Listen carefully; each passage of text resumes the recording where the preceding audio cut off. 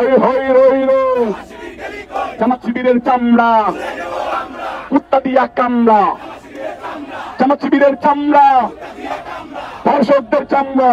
যার ভেতরে যেই দোষ নেই ওই দোষের কথা বানিয়ে বানিয়ে বলেন, আপনি জাহান্নামে অলরেডি চলে গেছেন। এই মানুষগুলো যখন ইমানদার মানুষদের সামনে দিয়ে পেছনে দিয়ে হেঁটে যায়, একটু দূরে যে এই শুধু এদের বিদ্রুপ করে, ঠাট্টা করে, উপহাস করে, উল্টা পাল্টা নাম তাদের নামের আগে পরে লাগিয়ে দেয়। আমার নামে যদি এখন চালাই যে রাজাকার ছিল, বা চেতনায় রাজাকার ছিল, হাসি পায় না বলেন? আমার বাবার আজকে আমি আসার সময় জিজ্ঞাসা করছিলাম, আব্বা আপনার বয়স? উনি আমার যে হিসাব দিল, ওনার বয়স এখন 60 বছর। আমার এখন 33, আমার বাবার 60। তাহলে আমার সাথে বাবা বড় কত? 27 বছর।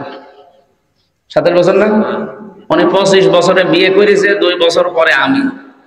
সেই হিসাবে বললাম, হিসাব করি 60 বছর, 54 বছর আগে দেশে যুদ্ধ হয়েছে, ওই সময় ওনার বয়স 6 বছর।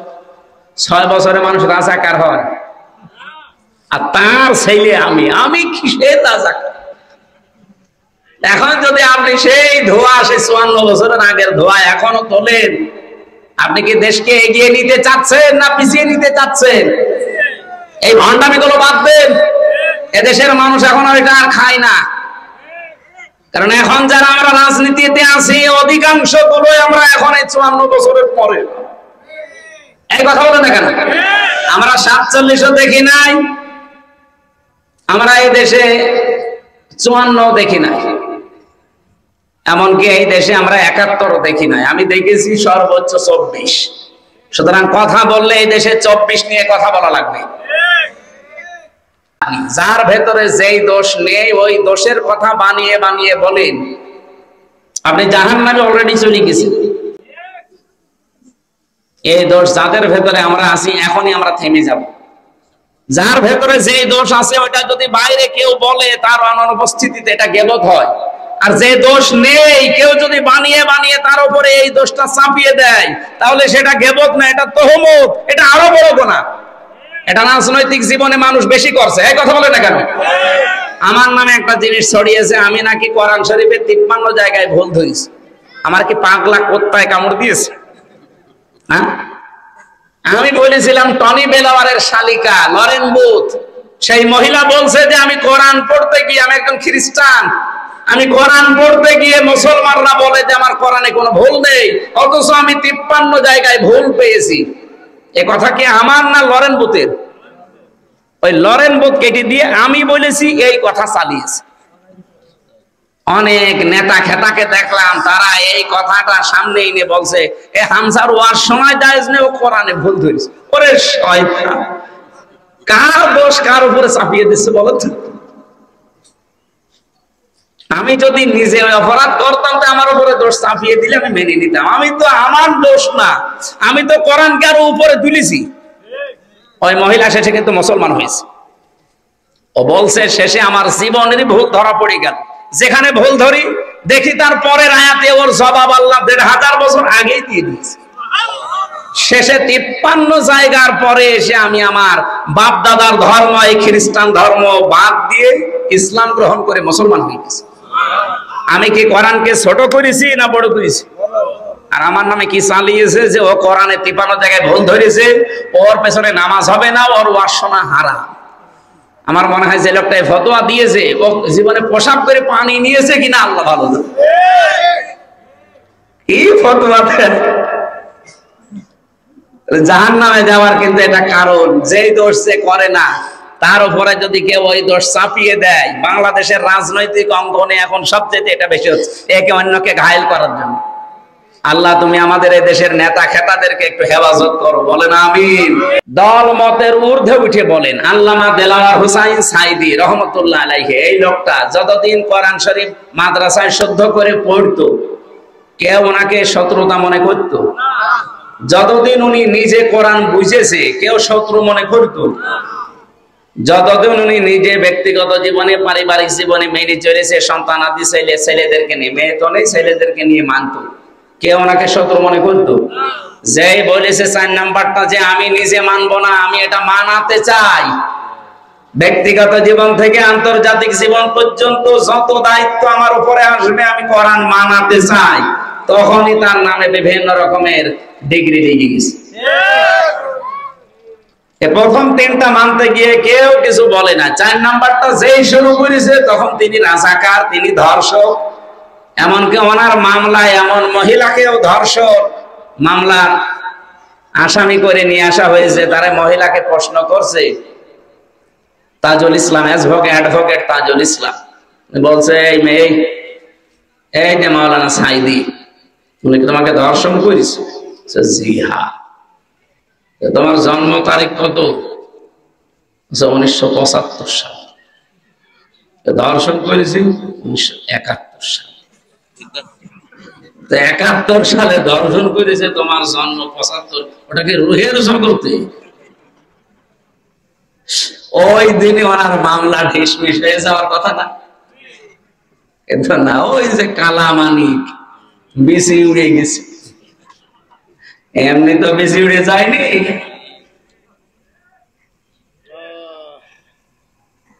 লোকটা আমার মনে হয় যদি বেঁচে থাকতেন, আর আজকে যদি মাগুরায় আসতো, এই কয়জন মানুষ হইতো না? মাগুরা না বাংলাদেশের কোন একটা ময়দান আছে যেখানে জায়গা দেওয়ার মতো? জালেমরা এমন একটা কাজ করে দিল। আর আমার একদিন দেখা হয়েছিল জেলখানা, আমিও তো 3 বছর ছিলাম, উনি ছিল 13 বছর। একদিনে হালকা 10 মিনিটের জন্য দেখেছিলাম, তারপরে আর পাইনি। পরের দিন শুনলাম উনি মারা গেছে। মারা গেছেন, ওনাকে মেরে ফেলা হয়েছে। আমরা চাচ্ছি এই 54 বছরে, শুধু 15.5 বছর না, 54 বছরে যত অবৈধ হত্যা হয়েছে বিভিন্ন কায়দায়, বিচারের নামে আর বিচারের বাইরে, সব হত্যার বিচার করা লাগবে। আগামীতে কেউ আর এরকম উল্টা পাল্টা হত্যা করতে পারবে না। কি আরম্ভ হয়েছে দেশে আপনি দেখতে পাচ্ছেন, মানুষকে পাথর দিয়ে পিটিয়ে মেরে ফেলছে।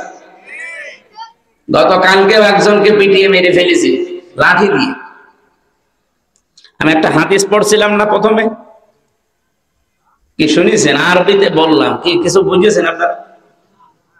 হাদিসের বাংলা বলছি এবার। বিশ্ব নবীর কাছে, হযরত আবু হুরায়রা থেকে বর্ণিত, নবীজির কাছে একটা লোক, এদিকে তাকান, একজন লোক এসে বলে, ইয়া রাসূলুল্লাহি আরাআইতা ইন জা রাজুলুন ইউরিদু আখযা মালি, হে আল্লাহর রাসূল, যদি কেউ আমার সম্পদ ছিনিয়ে নিতে আসে, চাঁদাবাজি করতে আসে, আমি কি করব? আমি মনে হয় এই হাদিস এখন বানালাম নাকি, 1500 বছর আগে, মুসলিম শরীফের 257 নম্বর হাদিস। বাড়িতে যে আরবি বাংলা যে কোনো ভাষায় মিলিয়ে নেন। নবীজি বললেন, ফালা তুতিহি মালাকা, তুমি তোমার সম্পদ এই চাঁদাবাজকে দেবে না। কে বলছেন বলেন তো? বিশ্ব নবী।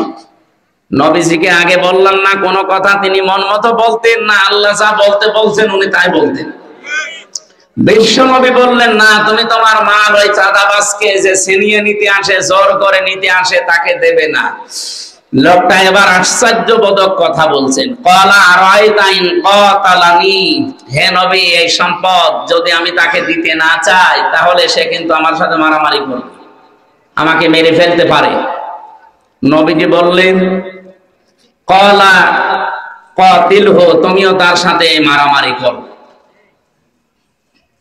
এই হাদিস শুধু এই মাগুরা জেলার জন্য না, সারা বাংলাদেশের জন্য আছে। আমি আশা করছি এটা রেকর্ড হচ্ছে, সারা বাংলাদেশ হাদিস মেনে চলবে ইনশাআল্লাহ। ক্বালা ক্বাতিলহু, নবীজি বললেন তুমিও তার সাথে মারামারি করবে। লোকটা বলে, ক্বালা আরাইতা ইন ক্বাতালানি, এখানে আশ্চর্যবোধক চিহ্ন আছে। যদি বিশ্বাস না হয় মাহফিলের পরে এসে এখানে দেখে যাবেন, একটা দাগ দিয়ে নিচে একটা ফোঁটা দেওয়া আছে। এটা কি বলে?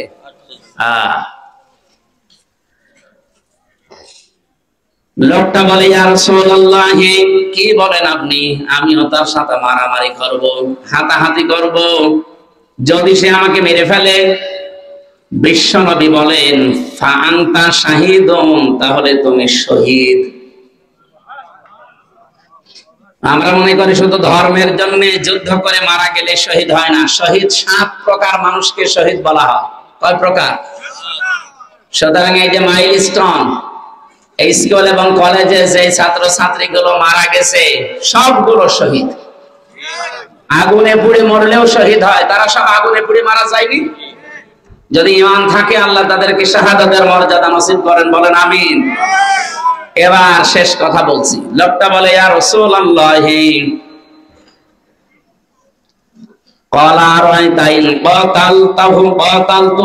যদি আপনি কি বললেন এটা, যদি আমি তাকে হত্যা করে ফেলি, এই যে মারামারি ধস্তাধস্তি করতে গিয়ে যদি সে মরে যায়, নবীজি এবার বলেন হুয়া ফিন্নার, সে জাহান্নামী। তোমার মাল ছিনিয়ে নিতে, ডাকাতি করতে বা চুরি করতে, চাঁদাবাজি করতে এসেছিল, তুমি দিতে চাওনি, মারামারি হয়েছে, তুমি মরে গেছো, তুমি শহীদ। আর যদি তুমি তাকে মেরে ফেলো তাহলে সে জাহান্নামী। এই হাদিসটা আজ বাংলাদেশে আমার মনে হয় যদি কার্যকারী থাকতো, 92% আমার নবীর উম্মত। চাঁদাবাজি হওয়ার কথা বলেন। জাতীয় সমাবেশ সেদিন 19 জুলাই এমনি ঘোষণা দিয়েছে যে আমরা যদি সত্যি এদেশে যেতে পারি, বাংলাদেশ জামাত ইসলামী থেকে কোনো এমপি মন্ত্রী সরকারের কোনো গাড়ি নেবে না, ট্যাক্স ফ্রি গাড়ির ব্যবহার করবে না, নিজের গাড়ি যদি সাইকেল থাকে সাইকেলে যাবে, এমনকি সরকারের যে প্লট ফ্ল্যাট এগুলো নেবে না, দরকার হয় নিজে ভাড়া থাকবে, যে কয় টাকা পাবে সরকার থেকে ওই টাকা দিয়ে। এমনকি যত টাকা বাজেট আসবে একটা টাকা চুরি করি না, সব জনগণের সামনে হবেন বলবো এই কয় হাজার টাকা এসেছিল, এই কয় হাজার টাকা খরচ হয়েছে। বাংলাদেশ 5 বছর না 3 বছরে দাঁড়িয়ে যাবে। মালয়েশিয়া গেলে আসতে মনে বলে না আমার, ওটা 2004 সাল থেকে দাঁড়িয়ে গেছে। শুধু পাথর, পাহাড় আর পাম গাছ, তাছাড়া কিচ্ছু পাই না। বাংলাদেশের চেয়ে প্রায় 5 ডবল বড়, এত বড় বিশাল দেশ, খালি পাম গাছ, হাজার হাজার লক্ষ লক্ষ বিঘা খালি পাম গাছ আর পাথর আছে আর পাহাড় আছে, পুরা শহরই পাহাড়ের উপরে। ক্যামেরন হাইল্যান্ডে উঠেছিলাম, গ্যান্তিং হাইল্যান্ডে উঠেছিলাম। এ মাটি থেকে কয়েক কিলোমিটার উপরে, নিচের দিকে তাকালে মনে হয় মানুষ পিপিলিকার মতো। এইরকম একটা দেশ যদি মাত্র 21 বছরে দাঁড়িয়ে যায়, 2004 সাল থেকে 25 সাল, কয় বছর? 21 বছরে যদি আজ বিশ্বের মানচিত্রে সিঙ্গাপুর দাঁড়িয়ে যায়, তারা থাইল্যান্ড, ওরা নারীর ব্যবসা করে খায়, তারা দাঁড়িয়ে যাচ্ছে। আর আমরা আজ 54 বছরে দাঁড়াতে পারি না। এই কারণে 100 টাকা বাজেট, 3 টাকা খরচ, 97 টাকা খেয়ে ফেলিস, তো হবে কি করি? التكريم بين الحيوان ونشهد أن لا إله إلا الله وحده لا شريك له شهادة موصلة إلى الجنان ونشهد أن محمدا عبده ورسوله المبعوث فينا بالهدى ودين الحق ليظهره على الأديان صلى الله عليه وعلى آله وصحبه الكرام ما دام الشمس والقمر بجريان والنجم والشجر يسجدان والسماء رفعها ووضع الميزان فقد قال الله تعالى في كلامه المجيد وبرهانه التوحيد أعوذ بالله من الشيطان الرجيم بسم الله الرحمن الرحيم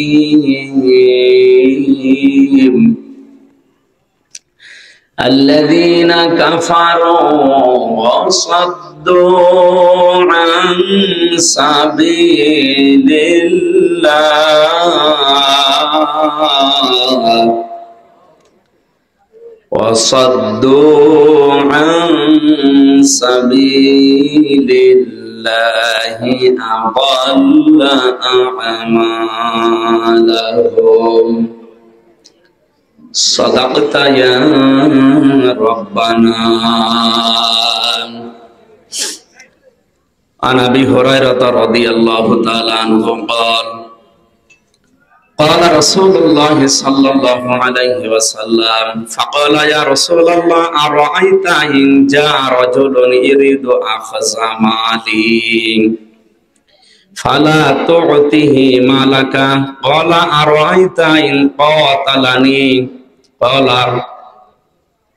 قتلت قال أرأيت إن قتلني قال فأنت شهيد قال أرأيت إن قتلته قال هو في النار. رواه مسلم.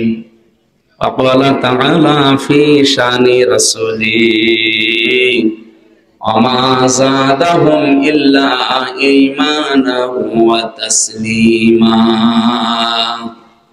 اللهم صل على محمد وآله وصحبه وبارك وسلم.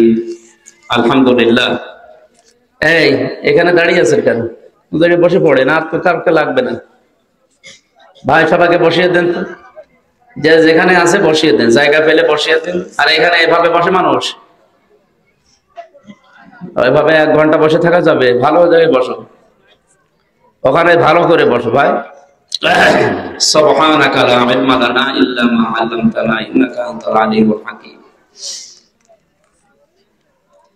বাংলাদেশের ঐতিহ্যবাহী জেলা এটা, মাগুরা শ্রীপুর থানার অন্তর্গত, শ্রীনগর নাকি সদর থানার অন্তর্গত কালীনগর হাফিজিয়া মাদ্রাসার উদ্যোগে মহাবিশ্বের মহাবিশ্বয় আমাদের মালিকের মুখের পবিত্র বাণী কোরআনে কারীম তাফসীরুল কোরআন মাহফিলের স্বনামধন্য সভাপতি হযরত মাওলানা মুহাম্মদ আলী আতাল্লাহু আমরাহু ওয়া বারাকাল্লাহু ফি হায়াতি, বলেন আমিন।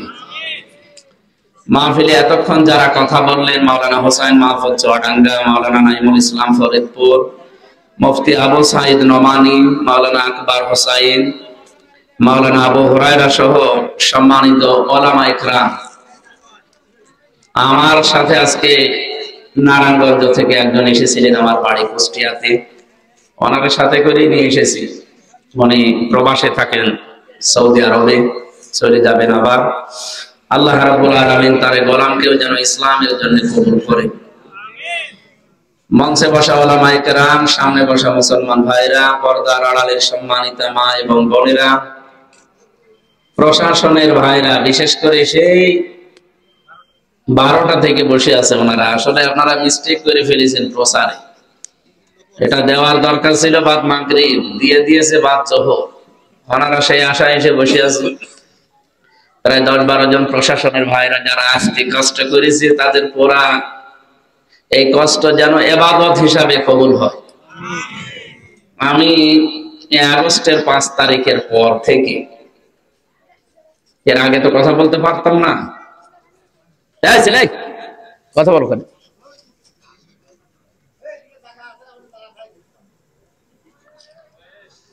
কয়েকটা অনুষ্ঠানে আমি বলেছি, বাংলাদেশের প্রশাসনে বিশেষ করে অন্য যে বিভাগগুলো আছে সবগুলো বাদ, পুলিশ প্রশাসনে যারা আছে, আমি বারবার আহ্বান জানাচ্ছি এবং সামনেও জানাবো জোরার অভাবে ইনশাআল্লাহ, যে এদের 8 ঘন্টা ডিউটির পরে যেই কয় ঘন্টা তারা ডিউটি করবে, ওভার টাইম হিসাবে তাদের এই টাকা দেওয়া লাগবে। আমার মনে হয় পৃথিবীতে একটাই চাকরি আছে যার ওভার টাইমের বেতন নেই, আছে? এইটা একটা অবিচার না? বৈষম্য দূর করার জন্য এতগুলো মানুষ জীবন দিলে এখনো এদের এই বৈষম্যটা দূর হয়নি। এটা দূর করা দরকার। ওনাদের যিনি দায়িত্বে আছেন, সর্বোচ্চ আইজি এবং স্বরাষ্ট্র উপদেষ্টা যিনি আছেন, তাদেরকে সহ বিশেষ করে আমাদের এই দেশের অভিভাবক এখন যিনি আছেন ডক্টর মোহাম্মদ ইউনূস, 2 নবীর নাম নিয়ে আপনি বসে আছেন, মোহাম্মদ আর কি ইউনূস। 2টা নবীর নাম, অন্তত যে কোনো একটা নবীর কাজ তো করা লাগবে। আর 2 নবী ছিলেন বৈষম্যের বিরুদ্ধে। আপনি ইউনূস নবীর জীবনী পড়ে দেখেন, বিশেষ করে মুহাম্মাদুর রাসূলুল্লাহ। তারপর জীবনই ব্যয় হয়েছে মানুষের কল্যাণে, এর ভেতরে মিথ্যা আছে? সুতরাং আমরা চাই এবং দাবি জানাচ্ছি জোরালো ভাবে। হ্যাঁ, আমার দোলা ভাই প্রশাসনে আছি এই জন্য বলছি তা না, আমি নিজে তাদের পাশে থেকে তাদের কষ্ট দেখেছি। কিছু মানুষের কর্মকাণ্ডের কারণে এই পোশাকটাকে আজ এদেশের মানুষ অনেকে ঘৃণা করে না। কিছু মানুষের কারণে সবাই কালার করলে তো একটা অবিচার হয়ে যাবে। যারা অপরাধ করেছে তাদের শাস্তি হোক, এটা আমরাও চাই। কিন্তু যারা নিষ্ঠার সাথে দায়িত্ব পালন করবে, পৃথিবীতে কোনো কাজ যেহেতু 8 ঘন্টার উপরে গেলেই তারে আমি দেখেছি ওভারটাইমের হিসাব করে বেতন দেওয়া লাগে। বাংলাদেশ সহ বিশ্বের যতগুলো দেশে আল্লাহ ছোট বয়সে আমারে নিয়ে গেল, অল্প বয়সে, আমি তো দেখেছি 8 ঘন্টার উপরে।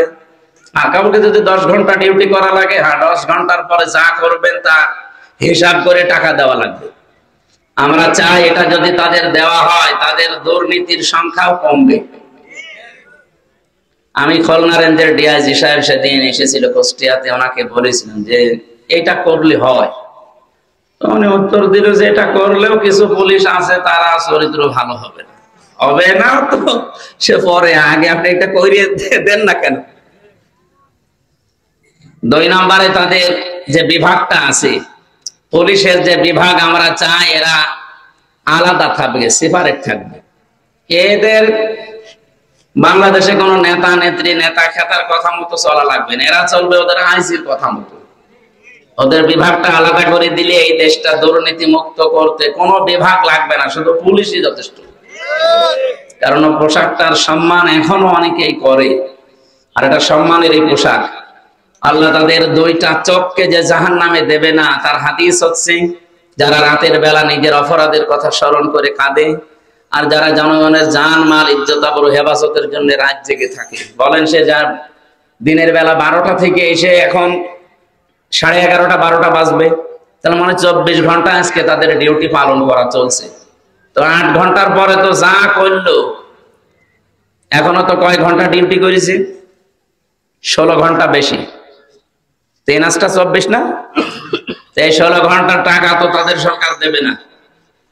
আমরা এটা আহ্বান জানাচ্ছি, তাদের আল্লাহ রাসূল তো যা দেওয়ার দিয়েছে এবং সামনে দেবে, তো দুনিয়াতেও যেন তাদের এই বৈষম্য দূর করি, সহজ এবং সরল জীবনে ফিরে যাওয়ার তৌফিক দেশের দায়িত্বশীল মানুষদেরকে আল্লাহ সম্মতি দান করেন, বলেন আমিন। প্রশাসনে যারা এসেছেন তাদেরকে ধন্যবাদ জানাচ্ছি। দল মত নির্বিশেষে আজকের এই অনুষ্ঠান, এটা কি শুধু যারা বাংলাদেশে জামাত ইসলামী করে তাদের, যারা চরমনার পীরের মুরিদ হয়েছে তাদের, বলেন সবার জন্য যেহেতু আজকের অনুষ্ঠান সাজিয়েছে, পরিবেশের কারণে হয়তো মানুষের সংখ্যা কম, মানুষ কম বেশি এটা ম্যাটার করে না, কারণ জান্নাতে যারা যাবে তাদের সংখ্যা কমই হবে। জান্নাতের সংখ্যা আল্লাহ বেশি বানিয়েছে না জাহান্নামের? বলেন বলেন। আমরা জানি জান্নাত 8টা, জাহান্নাম না একটা, কিন্তু স্তর আল্লাহ বানিয়েছেন। যে যেই কাজ করবে তার অপরাধ বা তার নেক কাজ হিসেবে আল্লাহ তাকে ওই স্তরে রাখবে। জান্নাতের স্তর আমি কোরআন শরীফে প্রায় 100টার উপরে পেয়েছি। এমন কিছু কিছু স্তরের নাম আছে আমরা অনেকে জানি না। জাহান্নামের স্তর এরকম আছে অন্তত 70টার উপরে আমি পেয়েছি। সেই হিসাবে জান্নাতের সংখ্যা অনেক বেশি, তার স্তরের সংখ্যা, জাহান্নামের সংখ্যা একটু কম। কিন্তু জান্নাতে মানুষ বেশি যাবে না জাহান্নামে মানুষ বেশি যাবে? সংখ্যা কম, মানুষ বেশি যাবে, তার মানে গাদাগাদি করে থাকা লাগবে। আর জান্নাত বেশি, মানুষ কম। এক একজন মানুষকে আল্লাহ যদি জান্নাত দান করে, যারা একেবারে নিম্ন জান্নাত দেবে, এই দুনিয়ার মতো 10 দুনিয়ার সমান। সেই হিসাবে বলছি, আমরা যারা এসেছি এখানে মানুষ কম বেশি এটা আমরা লক্ষণীয় বিষয় না, আমরা জান্নাতি মানুষ। নবীজি যেহেতু জানিয়েছেন যেখানে কোরআন হাদিসের কথা হয় ওই জায়গাটা জান্নাতের বাগান হয়ে যায়, তাহলে নবীর এই কথা 100 ভাগ মিথ্যা না সত্য? সেই হিসাবে এটা মনে হয় খেলার মাঠ নাকি ঈদগাহ মাঠ, মাদ্রাসার মাঠ, যে মাটি হোক, কিছু সময়ের জন্য এটা এখন জান্নাতের বাগান। আর জান্নাতের বাগানে কোন জাহান্নামী মানুষ আসতে পারে না। এই ছেলে কিছু লাগবে না, কিছু লাগবে না।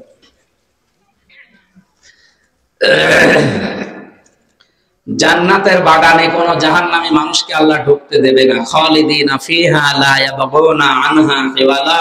কোরআন জানিয়েছে যদি আল্লাহ জান্নাতে কাউকে প্রবেশ করায় তাকে আর কোনোদিন আল্লাহ বের করে দেবে না, আর সে বের হতেও চাইবে না। তো এটা যদি জান্নাতের বাগান সত্যি আমরা বিশ্বাস করি, জাহান্নামী কোন মানুষ এখানে আসতে আল্লাহ দেবে? বলেন বলেন। তার মানে এই আয়াত এবং হাদিস দ্বারা বিশ্বাস করতে পারি এটা যা আছি আমরা সবাই জান্নাতি না। আজকে থেকে আর নামাজ কালাম দরকার নেই, আর জান্নাতে তো চলেই গেছি না। জান্নাতে চলে গেছি, টিকিয়ে রাখার জন্য আপনাকে মাস্ট বি অবশ্যই এই পৃথিবীতে নামাজ রোজার যে শিক্ষাগুলো আছে এখানে নেওয়া লাগবে। যেহেতু এটা মাদ্রাসার মাহফিল, বিশ্বনবী জানিয়েছেন মান ক্বারাআল কুরআনা ফাস্তাযহারাহু, যে ব্যক্তি কোরআন পড়ে আর কোরআনকে ইজহার করার চেষ্টা করে। ইজহার মানে আমরা এই যে মাদ্রাসায় মনে হয় এনারা পড়ায় যে ইজহার, ইখলাব, ইদগাম, ইখফা পড়ায় না। ইজহার মানে শুধু স্পষ্ট না, ইজহার মানে বিজয় করা, ইজহার মানে দাঁড় করানো, ইজহার মানে কায়েম করা, ইজহার মানে স্পষ্ট করা তো আছে। তাহলে ইজহারের যতগুলো অর্থ আমরা পাই প্রায় 33টার উপরে আছে, আমি পেয়েছি। তার একটা অর্থ হচ্ছে ইজহার মানে বিজয় করা। কোরআন যারা পড়ে আর কোরআনকে বিজয় করার জন্য চেষ্টা করে, এ বাংলাদেশে কি সবাই এই লাইনে আছে? এই জবাব দেন। এটা ক্লাস চলছে কোরআনের। আমার বিশ্ববিদ্যালয়ে আমি এভাবেই ক্লাস করেছি, বিশেষ করে ডক্টর লোকমান। ওনার এক একটা শব্দের ব্যাখ্যা এইভাবে করত, এই জন্য কখন 45 মিনিট চলে যায় আমরা টেরই পেতাম না। আর আমি এমনও স্যারের ক্লাস করেছি ঘন্টা পার হয়ে যাচ্ছে, ও ছাতা কি বলছে ও নিজেও বোঝে না, আমিও বুঝি। অন্তত আপনি আধা ঘন্টা শোনেন, এখান থেকে যেন আধা ঘন্টায় কিছু নিয়ে বাড়ি যাওয়া যায়, ঠিক আছে না? কোরআন যারা পড়ে এবং কোরআনকে যারা ইজহার করার চেষ্টা করে, বলেন এই যে দেশে এখন প্রায় 18 কোটির উপরে মানুষ, 92% আমরা মুসলমান, অন্য ধর্মের কথা বাদ দিলাম। আমরা যারা এই 92% মুসলমান এই দেশে কোরআন অন্তত না পড়লেও বিশ্বাস করি না। বলেন বলেন। কিন্তু হাদিসের দ্বিতীয় শব্দ কি? ফাস্তাযহারাহু। এই যে মাঝখানে ফা আছে, ফা আরবি গ্রামার অনুযায়ী, বালাগাত মানতিক অনুযায়ী আমি 19টা অর্থে ব্যবহার পাই। এখানে আজকের মাহফিলের সভাপতি উনি মনে হয় সুপার না সুপার, অবশ্যই কামেল পাস, অনার্স মাস্টার্স করেন, নয়তো ওই জায়গায় যেত না। এখানে যারা মাদ্রাসার দায়িত্বে আছে অবশ্যই দাওরা পাস নাই কামেল পাস। এই ফা শব্দটা 19টা অর্থে আসে। আমি 13 নাম্বার কায়দায় পেয়েছি বালাগাত মানতিকের ভেতরে। আপনার নবীজি আন্দাজে তো কোনো শব্দ মুখ দিয়ে বের করার কথা না, আমাদের মতো কি বাসাল নাকি? যা মনে আসে তাই বলে। ওমা ইয়ানতিকু আনিল হাওয়া ইন হুয়া ইল্লা ওয়াহয়ুন ইউহা। বিশ্বনবী কোনো কথা বলেন না যতক্ষণ জিবরাইল তাকে কিছু না বলে। জিবরাইল পর্যন্ত একটা কথাও আমাদের সামনে নবীজির সামনে বলে না যতক্ষণ আল্লাহ জিবরাইলকে বলতে না বলে। তার মানে নবীজি যা বলেছেন কার কথা? ডাইরেক্ট ইনডাইরেক্ট সব আল্লাহর কথাই। কোরআন শরীফটা ডাইরেক্ট, আর নবীজি যেগুলো বলেছে হাদিস আমরা মনে করি এটা ইনডাইরেক্ট। মাতলু গায়রে মাতলু বলা হয়। একটু ভালো করে খেয়াল করেন, ফাস্তাযহারাহু এই শব্দের মাঝে ফাটা কেন দিয়েছেন তিনি? কোরআন শুধু পড়লেই হবে না, কোরআন যদি কেউ 4টা বিষয় খেয়াল করে পড়ে, কোরআন যদি কেউ শুদ্ধ করে পড়ে। এখানে যেহেতু পড়া শব্দটা এসেছে, আমি ব্যাখ্যা পড়তে গিয়ে দেখলাম পুরা কোরআন শরীফের ভেতরে কোরআন পড়ার ব্যাপারে আল্লাহ 3টা শব্দ দিয়েছেন, করা, রাতালা আর তালাওয়া। এই 3টা শব্দের অভিধান দেখেন, 4টা বিষয় পাবেন। আমি অনেকগুলো অভিধানের কিতাব দেখেছি, এর অর্থ বের করার পরে পরে মিলালাম তাফসিরের সাথে হাদিসের সাথে, পুরাপুরি আমি পাইনি। ডাক্তার জাকির নায়েক, ওনার 13 খণ্ড লেকচার আছে, এগুলো বাংলায় ডাবিং করেছেন। পরবর্তীতে আমি একটা লেকচারে দেখি এই শব্দের ব্যাখ্যায় তিনি 4টা বিষয় নিয়ে এসেছেন। কেউ যদি কোরআন শরীফ শুদ্ধ করে পড়তে চায়, কমপক্ষে তার 4টা শর্ত মানা লাগবে। 1 নম্বরে তার শুদ্ধ করে পড়া লাগবে। কি করে? 2 নম্বরে ওটা বুঝতে হবে। 3 নম্বরে ওটা জীবনে সে যেন মানে। 4 নম্বরে ওটা মানলেই হবে না, মানুষ যেন মানতে পারে সেই ব্যবস্থা করে দেওয়া লাগবে। কয়টা বলেন বলেন? আমি সবাইকে বলছি, যারা দাঁড়িয়ে আছেন, বসে আছেন, শুয়ে আছেন, বলেন তো, কোরআন শরীফ আমরা যারা পড়ি, হয়তো শুদ্ধ করে আমরা পড়ি, অনেকে এ হকটা আদায় হয়েছে। এখানে বাম পাশে যে 2 জন বসে আছে, এদিকে তাকান, এনারা 2 জন শুদ্ধ করে কোরআন শরীফ পড়ে, আমরা বিশ্বাস করি। 2 নম্বরে ওনারা বোঝে কোরআন শরীফ। কি কথা বুঝতেছেন? 2 জনে আলেম। 3 নম্বরে ওনারা যতটুকু পড়েছে ব্যক্তিগত জীবন, সর্বোচ্চ পারিবারিক জীবন এ পর্যন্ত মানতে পারে। সামাজিক জীবন, অর্থনৈতিক জীবন, রাজনৈতিক জীবন, আন্তর্জাতিক জীবনে মানা ওনাদের না, ওনাদের বাবাদের দ্বারা সম্ভব। এখন বলেন বলেন, শর্ত পেলাম কয়টা? না, এভাবে তো ক্লাস করা যায় না। আপনাকে কে বলেছে? আমি বলেছি আপনাকে বাতাস দিতে? নিয়ে যান, কিন্তু নিয়ে যান। এত কষ্ট করে আয়োজন করেছেন, একটা জিনিস বোঝেন না শুধু। সে ক্লাস করছিল লোকমান স্যার, যেটা 1 ঘন্টা 45 মিনিট ক্লাস করার পরে যেটা বলতে না পারবে, ওরা শেষে হাই বেঞ্চের উপরে কান ধরে দাঁড় করে যাবে। এইরকম করলে এ ক্লাস ঠিক মতো করতে। এখানে আবার গল্প করছে যে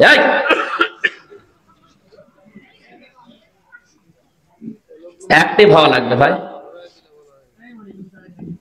না এই নাই মেকান কি দাও,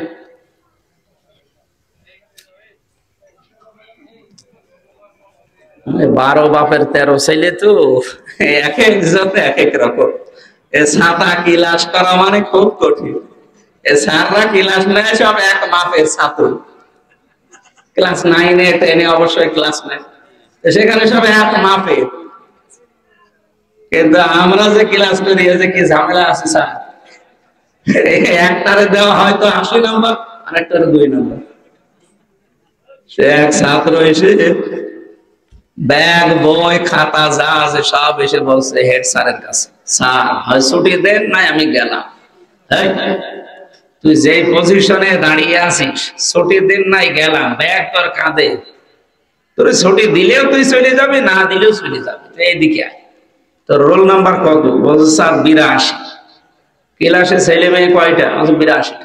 ও তুই এইরকম ছাত্র, 82টা ছেলে মেয়ে ক্লাসে, ওর রোল নাম্বার 82। ও খুব ভালো ছাত্র, ওর জীবনের কোন এম আছে, কোন উদ্দেশ্য আছে।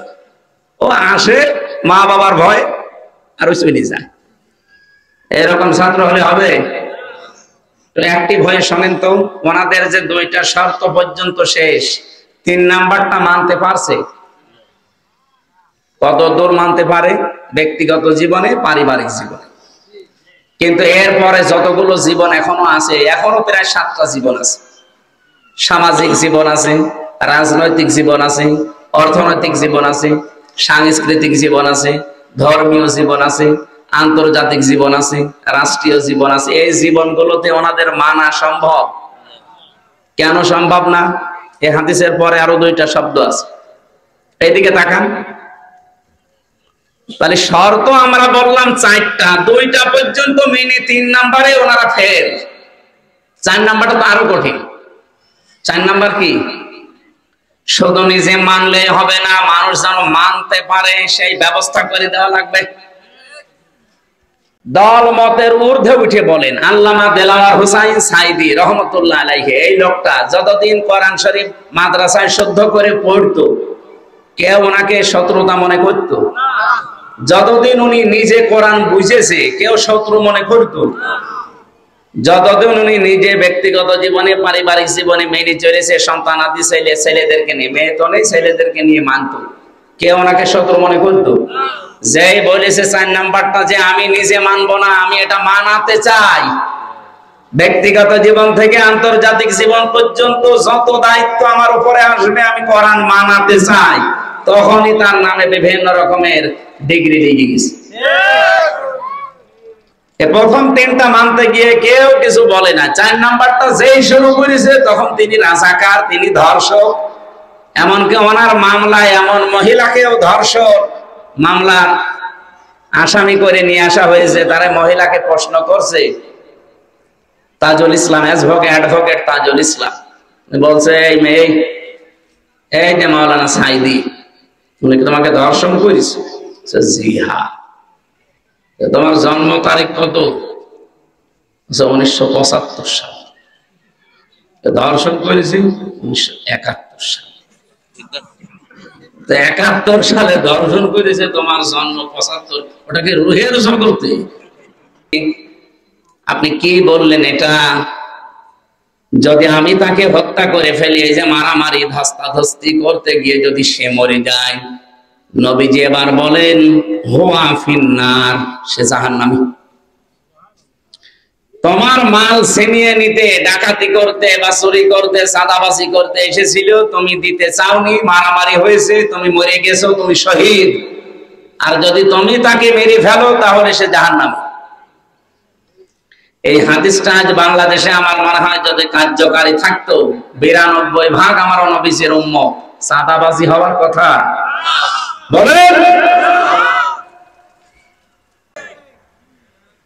সেদিন একটা জরিপ পেয়েছিলাম, বাংলাদেশে যত টাকা বাজেট আসে এই অসহায় মানুষদের জন্য, যে কাবি খা, এরপরে রাস্তার জন্য যে বাজেট হয়, এটা যদি সঠিকভাবে ব্যয় হতো, একটা রাস্তা 100 বছর টিকে যাওয়ার কথা 120 বছর টিকে যেত।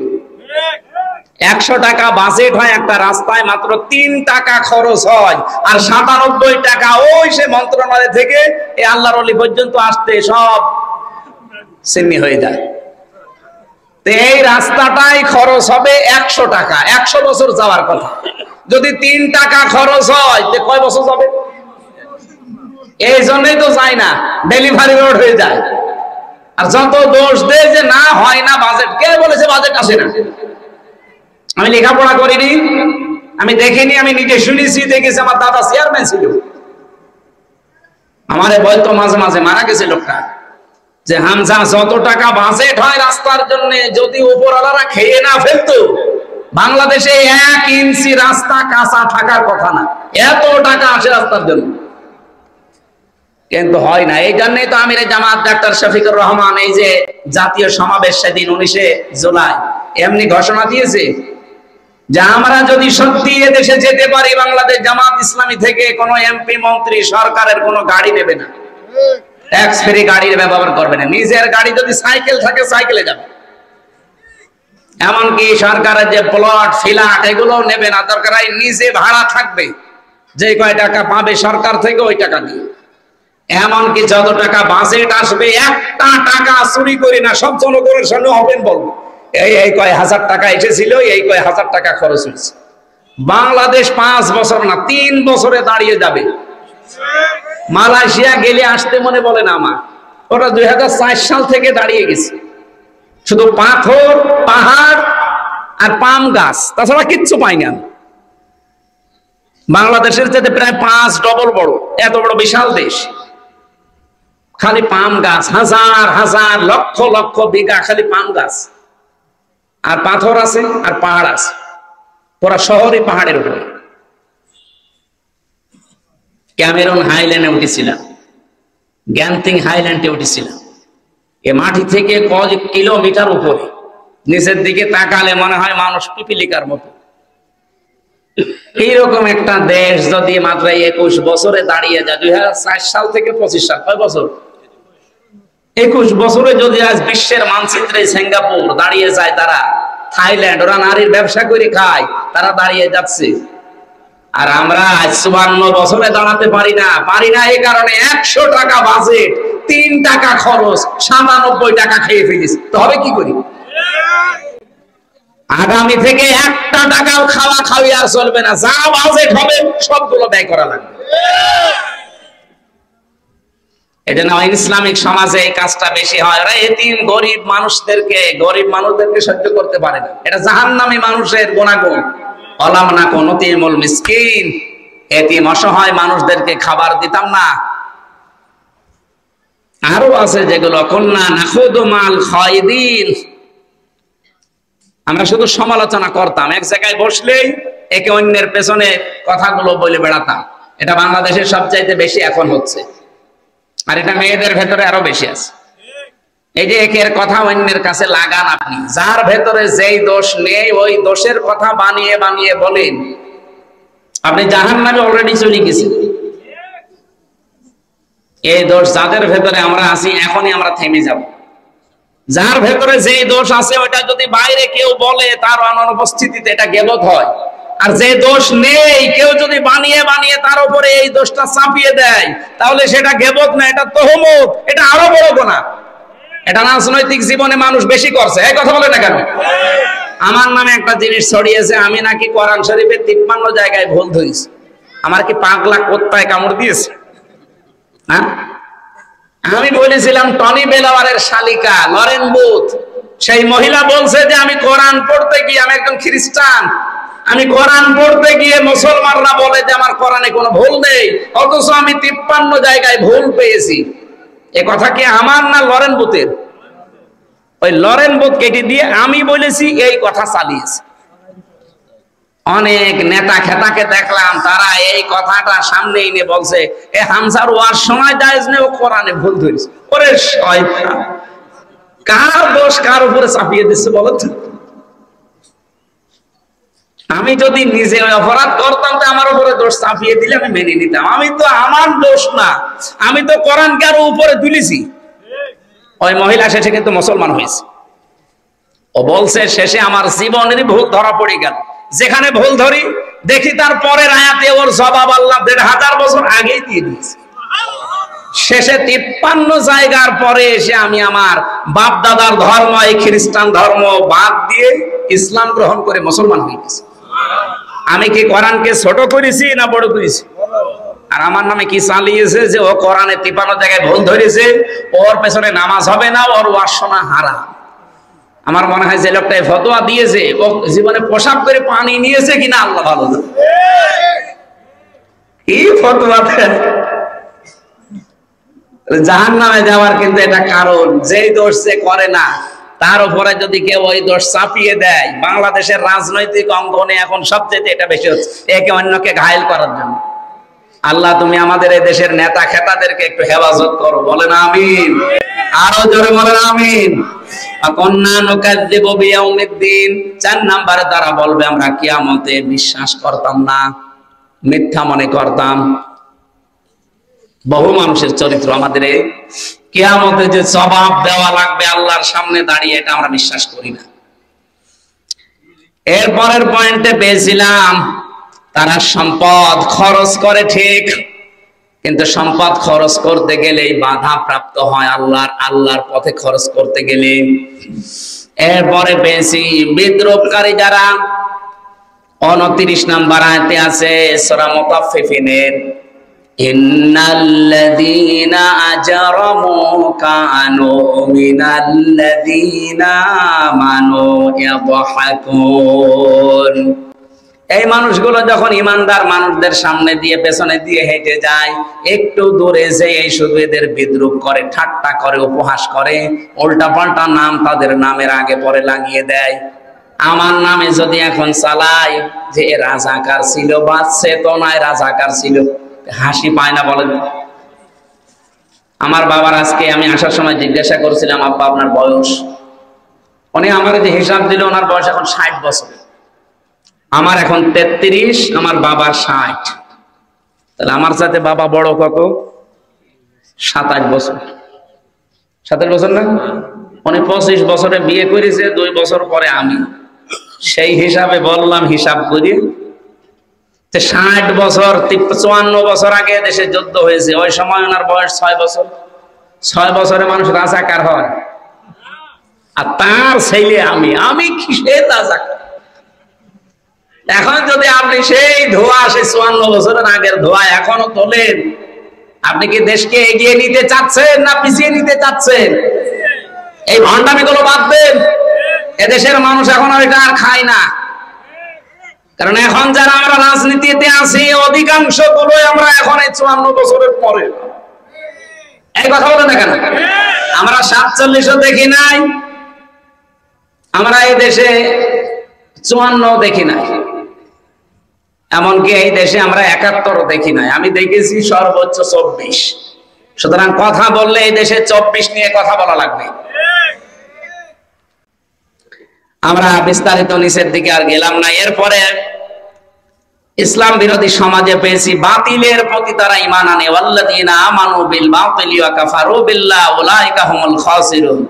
6 নম্বরে পেয়েছি মুখে মুখে তারা ঈমান আনার কথা বলে কিন্তু তাদের অন্তরে ঈমান নেই। সূরা বাকারার 8 নম্বর আয়াতে এটা আছে। মানুষের গোলামি থেকে মুক্ত হওয়ার চেষ্টা তারা করে কিন্তু সেই সমাজে পারা যায় না। এটা সূরা বালাদের ভেতরে আছে 11 থেকে শেষ পর্যন্ত। আমি শুধু পয়েন্টগুলো বললাম, একটু বাড়ি যেয়ে মিলিয়ে দেখবেন যে ইসলাম বিরোধী সমাজে যে কাজগুলো হয় বাংলাদেশে তার সব কয়টা হচ্ছে। এই পয়েন্টগুলো সব আমি কি বানিয়েছি? বলেন, 1500 বছর আগে আল্লাহ এখানে দিয়েছে, সেখান থেকে আমি শুধু নোট করে আপনাদের শোনালাম। এখানে প্রায় যতগুলো আয়াত আছে আল্লাহ রাব্বুল আলামিন ইসলাম বিরোধী সমাজে যে কাজগুলো হয়, আমাদের এই দেশ পৃথিবীর দ্বিতীয় বৃহত্তম একটা মুসলিম দেশ। এত মুসলমান পৃথিবীর কোন দেশে, আর একটা দেশে আছে শুধু ইন্দোনেশিয়া, তাছাড়া কোন দেশে পৃথিবীতে নেই। এরপরে আমরা, আর সেই দেশে অন ইসলামিক যত কাজ, থাইল্যান্ডে যা হয় সব যদি এই দেশে হয়, সিঙ্গাপুরে যা হয় সব যদি এই দেশে হয়, থাইল্যান্ড আর বাংলাদেশের পার্থক্য কি? আমরা আগামীতে এই দেশকে থাইল্যান্ড বানাবো না মালয়েশিয়া? বলেন বলেন। ইনশাআল্লাহ এই দেশ মালয়েশিয়াকে ছাড়িয়ে যাবে। শুধুমাত্র কোরআনে কারিমকে 5 বছর লাগবে না, 3 বছরের জন্য ছেড়ে দিতে। এই আহ্বান শুধু আপনাদের কয়েকজনকে না, বাংলাদেশের 18 কোটি মানুষের সামনে আমি মিডিয়ার মাধ্যমে রাখলাম। আল্লাহ যেন আমাদের সম্মতি দান করেন, বলেন আমিন। আল্লাহুম্মা আমিন। লা ইলাহা ইল্লা আনতা সুবহানাকা ইন্নী কুনতু মিনাজ জালিমিন। রব্বুল আলামিন, রাত 12টা প্রায় বেজে যাচ্ছে। আজ 2 দিন আমি অসুস্থ হয়ে পড়ে আছি হাসপাতালে। খুব কষ্ট করে হলো আজকে এখানে এসেছিলাম। ঘন্টাখানিক কথা বলবো মনে স্থির করেছিলাম, 1 ঘন্টা 15 মিনিট হয়ে গেছে। যতটুকুই বলেছি আল্লাহ তুমি আমাদের জীবনে সেট করে দাও। এ সুন্দর আয়োজন করতে গিয়ে 3বার তারা বাধাপ্রাপ্ত হয়েছে প্রাকৃতিক দুর্যোগের কারণে। এরপরেও তারা কোরআনে কারিমের অনুষ্ঠানে এই বৃষ্টির ভেতরে সাজিয়েছে। এখন বৃষ্টির সিজন, কখন বৃষ্টি নেমে যায় জানা যায়, বলা যায় না। এই জন্য আমরা শেষ করে দিয়েছি। সামনে তাহাজ্জুদের নামাজ, ফজরের নামাজ, কর্মজীবন আছে। যতটুকুই শুনেছি এই ক্লাসটা তুমি আমাদের জীবনে আমল করার তৌফিক দাও। আজকের মাহফিলের সভাপতি একজন আলেম মানুষ, বাম পাশে আরেকজন আলেম বসে আছে। আল্লাহ আলেমদেরকে আলেম হিসাবে কবুল করো। যত আলেম এখানে কথা বলেছে আল্লাহ আলেমদেরকে তুমি মঞ্জুর করো। বিশেষ করে প্রশাসনের যে ভাইগুলো আজকে কষ্ট স্বীকার করেছে, এদের জীবনের অভাবগুলো দূর করে দাও। এদের স্বভাব তুমি হযরতে ওমরের মতো বানিয়ে দাও।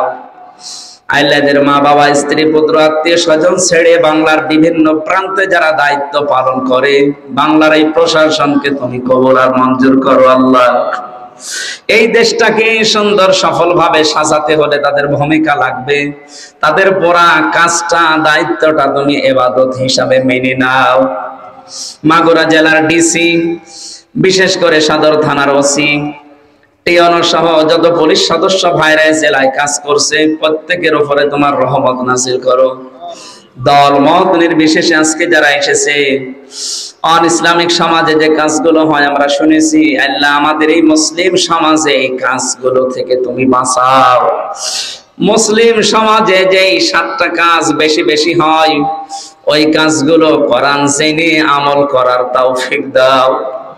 সম্মানিত মা বোনদেরকে খাদিজাতুল কুবরার মতো বানিয়ে দাও। স্বামীর সোহাগিনী বানাও, পর্দায় থাকার তৌফিক দাও। আগামীর এই 56,000 বর্গ মাইল তুমি কোরআনের হাতে তুলে দাও।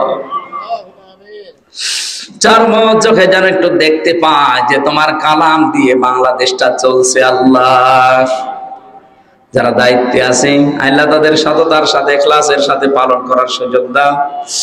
বহির্বিশ্বের আক্রমণ থেকে, দুশমনী থেকে, ষড়যন্ত্র থেকে আমার এই ছোট্ট দেশটা বাঁচাও।